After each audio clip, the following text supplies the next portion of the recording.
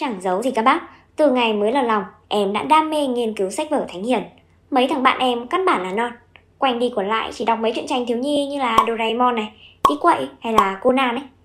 Còn em là người thành công có lối đi riêng, đã đọc là phải đọc Tam Quốc, Kinh Thư, Ngũ Kinh, nó mới VIP pro. Vâng, và sau hơn 20 năm rồi mải kinh sử, đọc hàng nghìn trang Tam Quốc diễn nghĩa thì em đã rút ra được những bài học kinh doanh gọi là đắt giá hơn cả kim cương luôn. Ai bảo đọc tiểu thuyết là lãng phí thời gian nào? Đọc ấy mà biết áp dụng vào đời sống thì không sớm thì muộn nhá, cũng thành công thôi các bác ạ. Tam Quốc diễn nghĩa của La Quán Trung là một trong tứ đại danh tác bất hủ trong nền văn học Trung Quốc.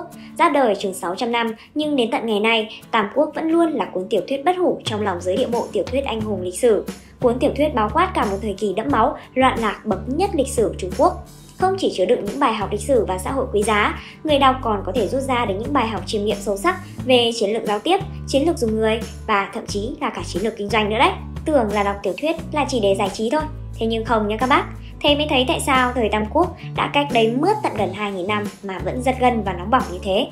Không để các bác chờ đợi lâu, sau đây em xin được đưa ra một số bài học tâm đắc của em về chiến lược kinh doanh mà em đã rút ra từ hơn 20 năm đọc Tam Quốc diễn nghĩa. Bác nào muốn start up thành công thì nhanh lấy ngay cuốn sổ với cái bút ra đây để ghi lại nhé. Thứ nhất, kinh doanh phải cùng chung một mục tiêu và lý tưởng. Chắc hẳn các bác cũng không xa lạ gì với điển tích kết nghĩa anh em vườn đào của ba người là Lưu Bị, Quan Vũ và Trương Phi rồi phải không nào? Vâng, và hoàn cảnh của nhà Thục khi mới lên sàn thị trường cắt cứ phân tranh Tam Quốc khi đó cũng không khác mấy so với những gì mà một người khởi nghiệp phải trải qua. Đó là xuất phát điểm ban đầu chỉ là ý tưởng với hai bàn tay trắng. Khi ấy, dù có tiếng là mang trong mình dòng máu hoàng thất, nhưng Lưu Bị vẫn phải chịu cảnh sống cơ cực và bần hàn từ nhỏ. Nhà nghèo và mồ côi cha từ sớm, Lưu Bị cùng mẹ phải làm nghề biện rải cỏ, chiếu cỏ để kiếm sống qua ngày. Cũng bởi vậy mà mỗi khi nhắc tới xuất thân của vị quân chủ ấy, không ít người thường hình dung ông là phường đan giày diệt chiếu.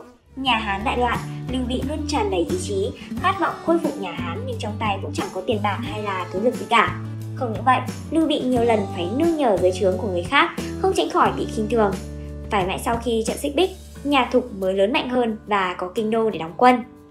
Trong khi đó, ngay từ khi mới bắt đầu xây dựng thế lực, Tôn Quyền và Tào Tháo lại có nguồn lực dư dả, đầy đủ cả về nhân tài, vật lực và thế lực. Nếu như nói Tào Tháo và Tôn Quyền nhà mặt phố, bố làm to thì Lưu Bị đúng chuẩn con nhà nông.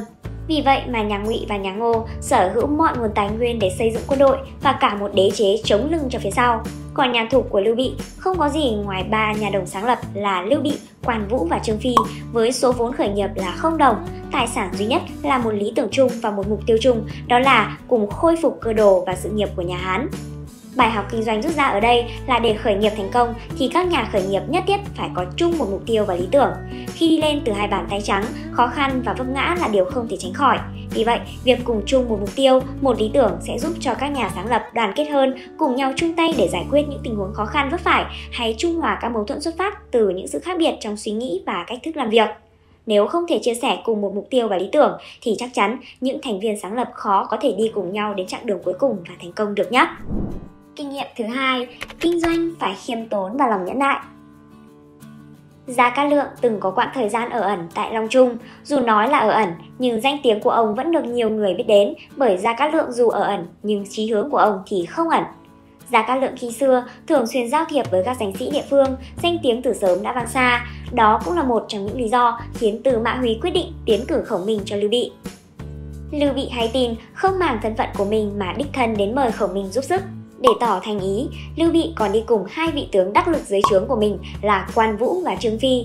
Trong Tam Quốc diễn nghĩa, La Quán Trung đã miêu tả Lưu Bị 3 lần ghé thăm để mời nhân tài. 2 lần đầu ghé thăm, ba anh em đều không gặp được Gia Cát Lượng. Đến lần thứ 2 thì ba người gặp phải trận tuyết lớn, song vẫn đến tận nơi để tỏ lòng thành. 2 lần không mời được người, vì vậy mà đến lần thứ 3, Quan Vũ đã không vui và ngỏ ý là không muốn đến. Thế nhưng Lưu Bị nhất định muốn đi để mời gọi nhân tài. Đến nơi, dù phải đợi ở ngoài, nhưng Lưu Bị vẫn kiên cường đứng đợi Khổng Minh Gia Cát Lượng ngủ một giấc rồi mới kính cẩn bàn việc lớn. Cho đến khi được Gia Cát Lượng nói kế sách định quốc an bang, Lưu Bị vô cùng kính phục, muốn mời Gia Cát Lượng xuống núi mưu tính đại sự. Cảm động bởi sự chân thành và khiêm tốn của Lưu Bị, Gia Cát Lượng đã nhận lời. Và quả thực sau này, nhờ sự phò trợ và quân sư tài tình của Gia Cát Lượng mà nhà Thục của Lưu Bị đã đạt được nhiều thành tựu lớn, đặc biệt là trận Xích Bích. Từ đấy, dân gian mới có điển tích là Lưu Bị tam cố thảo lư cầu hiền. Cũng như là trong kinh doanh, lòng nhẫn nại và sự khiêm tốn là hai yếu tố cực kỳ quan trọng. Con đường lập thân và lập nghiệp vốn không dễ dàng gì, sẽ có những lúc khó khăn, thử thách khiến startup nản chí. Vì vậy, khi có lòng kiên nhẫn, chúng ta sẽ vượt qua được trở ngại, để rồi mỗi một lần thất bại là một bài học kinh nghiệm đưa ta đến gần hơn với thành công. Ngoài ra, người doanh nhân cũng cần phải biết vứt bỏ cái tôi của mình mà nghiêm túc học hỏi và tiếp thu với tấm lòng cầu thị. Không kiêu ngạo, không chủ quan. Quan Vũ, Trương Phi, Mã Tắc hay Ngụy Diên tuy anh dũng lập được đại công nhưng do chủ quan, kiêu ngạo và khinh địch mà nhận lấy kết cục bi thảm. Bởi vậy, trong cuộc sống, công việc hay kinh doanh nên thận trọng khiêm tốn, chủ động đón đầu và vượt qua thử thách, bởi chủ quan kiêu ngạo sẽ dễ dẫn đến thất bại và mất tất cả đấy. Thứ ba, phải biết dùng người chính xác. Trong Tam Quốc diễn nghĩa, Hoàng Trung là một trong ngũ hổ tướng của nước Thục, được miêu tả là một lão tướng có sức mạnh địch lại muôn người. Vì ý thức được tài năng và sự trung thành của Hoàng Trung, nên cho dù tuổi tác của Hoàng Trung đã cao, Lưu Bị vẫn phong ông làm hậu tướng quân, vị trí ngang hàng với Quan Vũ là tiền tướng quân. Bài học rút ra ở đây là hãy trọng dụng những người có năng lực, phẩm chất dù bất kể tuổi tác. Cuộc đời của lão tướng Hoàng Trung còn gửi tới cho những người làm lãnh đạo một thông điệp rằng chớ dại mà coi thường những nhân viên kỳ cựu. Người xưa có câu, gừng càng già càng cay. Những nhân viên lớn tuổi thường sở hữu bề dày kinh nghiệm đáng để xem trọng, và đôi khi là họ còn có năng lực xuất sắc hơn cả các nhân tài trẻ tuổi.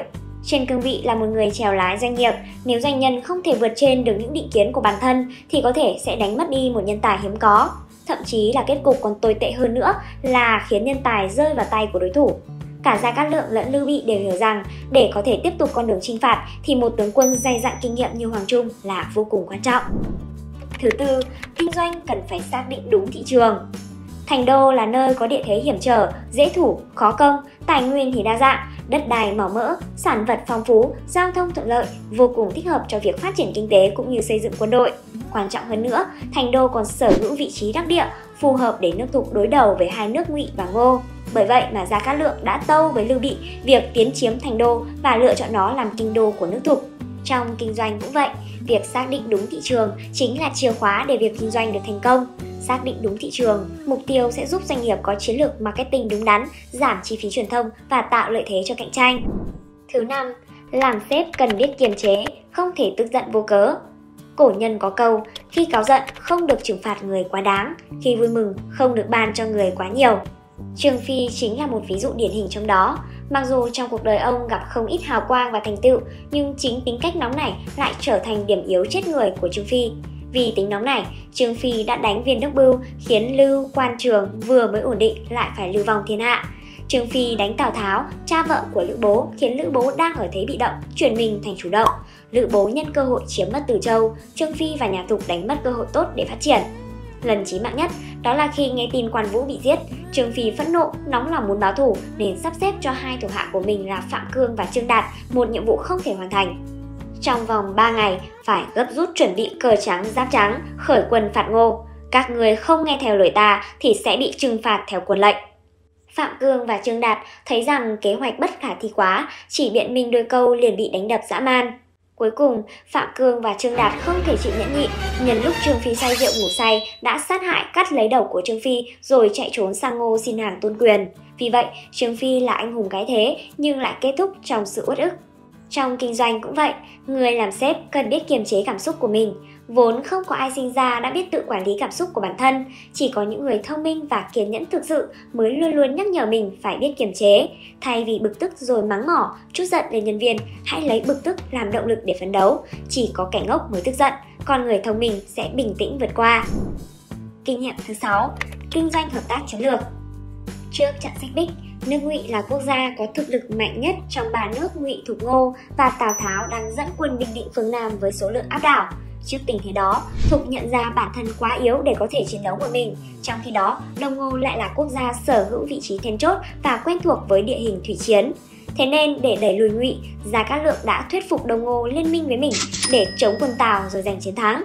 Cũng giống như trong kinh doanh, các doanh nghiệp sẽ luôn gặp phải một đối thủ lớn mạnh hơn về mọi mặt và sẵn sàng thâu tóm toàn bộ thị trường như nước Ngụy. Nhưng cũng sẽ có những công ty khác giống như nước Ngô với quy mô trung bình và có tiềm năng tốt. Trước những đối thủ như vậy, các bác khó có thể đối đầu trực diện vì không khác gì lấy trứng trọi đá. Thay vào đó, cần thiết phải có kế hoạch liên minh chiến lược. Dù việc thuyết phục một ông chủ như Đông Ngô thiết lập quan hệ đối tác là không hề dễ dàng gì, Song đó lại là điều cần thiết để đảm bảo sự sống sót của doanh nghiệp. Đấy, nghe thuyết phục quá luôn phải không các bác? Các bác còn chần chờ gì nữa mà không lấy ngay giấy bút ra để ghi chép luôn cho nó nóng nào. Còn bây giờ thì em lại tiếp tục đi ngâm cứu các bí quyết làm giàu đây. Hẹn gặp lại các bác trong các video tiếp theo nhé.